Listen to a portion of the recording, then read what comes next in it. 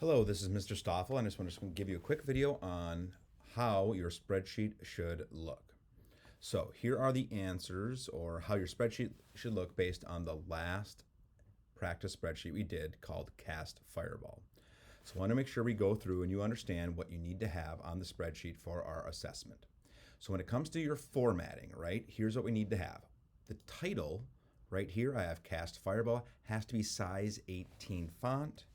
You can use whatever color you want, but it needs to be that size 18. Heading rows. So you're going to see right here, I went with a fireball motif. It's a light red. So my heading is in a light color. And then I want to have it different than my raw data or my formula. So in my case, what I've done is I put a bold font on here, right? So I can see that, right? Bold. And it's been italicized. I did that for the column headings, and I've done that for the row headings here as well. So again, there should be two differences. It should be, in this case, I did bold and italics. I also now want to make sure, this is the third item here, that I auto fit. So I'm going to go in between rows A and B or B and C and just click auto fit. All right, so mine's already auto fit. Go between rows 3 and 4 here. I'm just going to select those ones, and I'm just going to double click, and my data is auto fit there. So I've gone through and got my size 18 title. The headings are, in my case, I chose two of these things. I went bold and italics. I've auto fit my rows and columns. The data here, right? These are my numbers, right? In Cast Fireball, the randomly generated numbers, that data has to be in white. That lets the people know this is the raw data. Row formula should be in a different light fill color, right? So my rows go from side to side.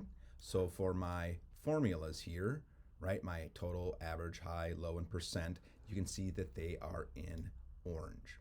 Also notice I had a mistake here. I'm gonna do my whole numbers, good, all whole numbers it looks like, except for the percent of total. I'm gonna knock that down to 1 decimal place, okay? Oh, and I've got another error here. You know what, let's do whole numbers or to 1 decimal. So I'm changing this right now on the fly. So for, I think the, and let's adjust our percentage there so we can see everything. So I think when we're doing a percentage here, right, it makes sense to have it 1 decimal place. When we're doing an average, it probably makes sense to do 1 decimal place. Everything else should be a whole number for the most part. Okay, so I've got my rows in their formulas and 1 light color, orange in my case. For my columns, in this case, round 1, 2, 3, 4, and 5, you can see I went with like a nice light yellow, again with that whole fireball motif. So I've got data in white, rows in 1 light color, columns in another. Every cell that has data has to have a border. Now I like to go a nice light border. You can choose that by going to the border button, and I like the lightest one. If you want to go a heavier one, you just have to choose it. I don't like the look of that, so I'm gonna undo that. Make sure all cells have border. And then, as we just talked about and gave you a practical experience with, whole numbers or to 1 decimal point if it's not a whole number, and percentages should be to 1 decimal point.